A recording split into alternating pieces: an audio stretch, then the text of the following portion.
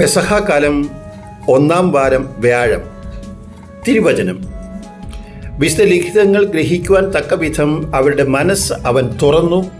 അവൻ പറഞ്ഞു, ഇങ്ങനെ എഴുതപ്പെട്ടിരിക്കുന്നു, ക്രിസ്തു സഹിക്കുകയും 3-ാം ദിവസം മരിച്ചവരിൽ നിന്ന് ഉയർത്തെഴുന്നേൽക്കുകയും ചെയ്യണം. ലൂക്കായുടെ സുവിശേഷം 24-ാം അധ്യായം 45-ാം തിരുവചനം.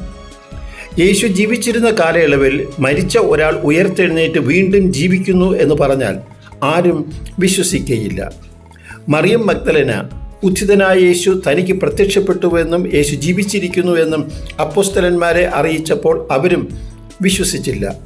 ഇതിനുശേഷം എമ്മാവുസിലേക്ക് പോയ 2 ശിഷ്യന്മാർ അവർ നടന്നു പോകുമ്പോൾ ഉത്ഥിതനായ യേശു മറ്റൊരു രൂപത്തിൽ അവർക്ക് പ്രത്യക്ഷപ്പെട്ടു എന്ന് പറഞ്ഞപ്പോഴും അപ്പോസ്തലന്മാർ ആദ്യം വിശ്വസിച്ചില്ല.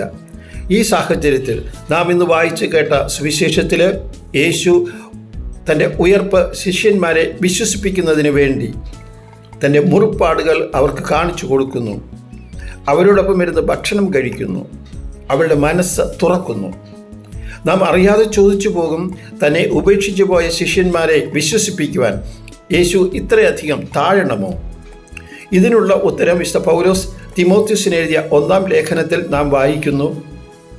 മുൻപ് ഞാൻ അവനെ നിന്ദിക്കുകയും പീഡിപ്പിക്കുകയും അധിക്ഷേപിക്കുകയും ചെയ്തു, എങ്കിലും അവൻ്റെ കരുണ എനിക്ക് ലഭിച്ചു. വിശ്വാസം ദൈവത്തിൻ്റെ ഒരു ദാനമാണ്. ഒറ്റവാക്കിൽ, ഉത്ഥിതനായ യേശുവിലുള്ള നമ്മുടെ വിശ്വാസം കാരുണ്യവനായ ദൈവം നമുക്ക് നൽകുന്ന ദാനമാണ്.